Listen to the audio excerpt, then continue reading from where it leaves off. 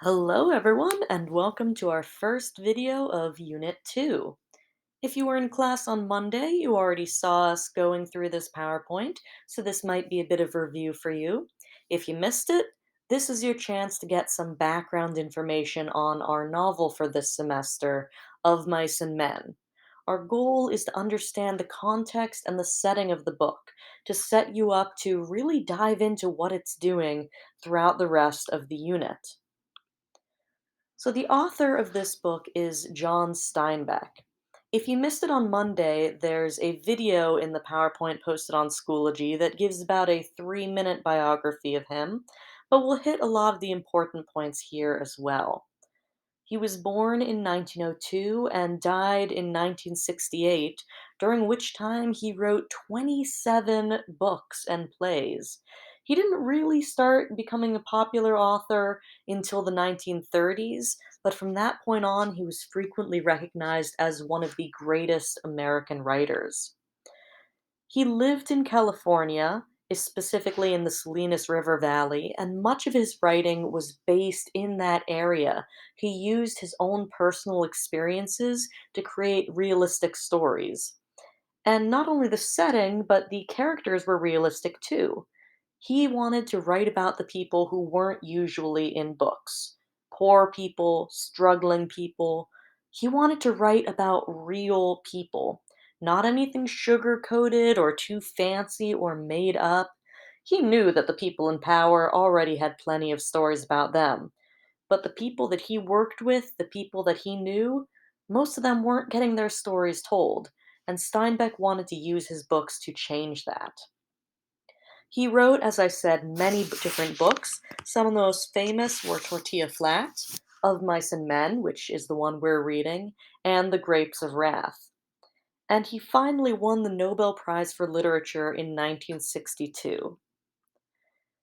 Steinbeck was writing against the backdrop of the Great Depression, which you may have heard about in history classes.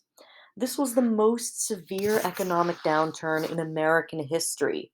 If you think about how COVID has shaken up the economy recently, the Great Depression was that, but much more severe, and over the course of a decade.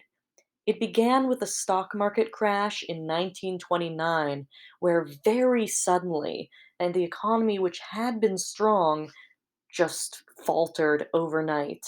And it didn't really end until American involvement in World War II in the late 1930s.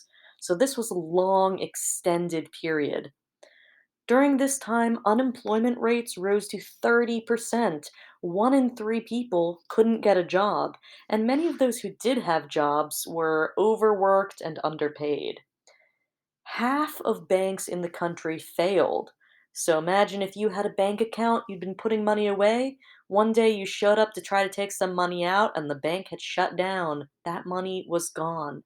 That was the experience of half the people in America.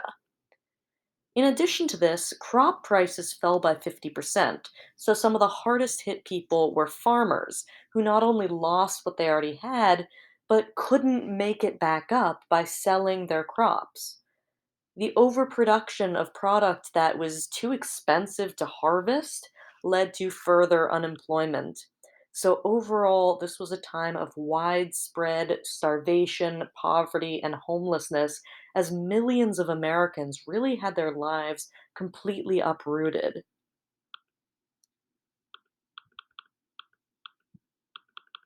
Oops, there we go. So, in addition to the Great Depression, the novel takes on several issues. The main one is the exploitation of migrant workers, workers who travel from place to place. Because unemployment was so high and the demand for work was so high, bosses could often take advantage of these workers, paying them low wages, giving them poor working conditions, and they couldn't complain, or the bosses would just go hire someone else. The book also looks at the failure of the American dream, the idea that if you work hard, you can achieve whatever you want.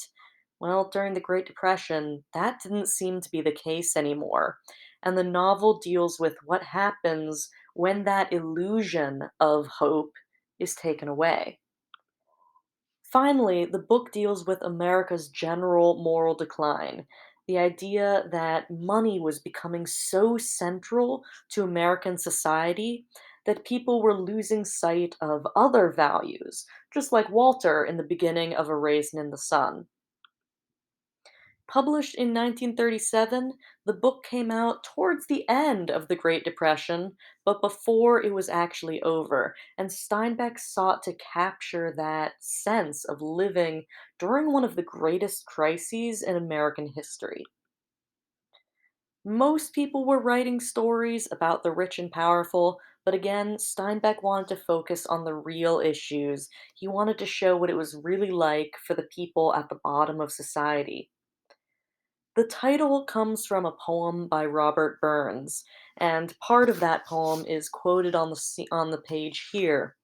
The line that he references is in the middle there. The best laid schemes o' mice and men gang aft agly. It's written in Scots dialect, so some of the language is a little funny. But the line basically means no matter how much thought you put into a plan, it often goes wrong. Think about how COVID made us cancel so many plans. So, the title of this book connects to the idea of fate that no matter how hard you work, no matter how well you plan, some things are just out of your control. Keep that in mind as we go through the book. It'll be a really important theme. So that's all for today. Next time, we will talk more about themes in the book, and at that point, you'll have started reading the beginning. So I hope you enjoy Of Mice and Men. It's a really interesting story that focuses on two very human people who have all of society stacked against them. And I'm really excited to read more about it with all of you.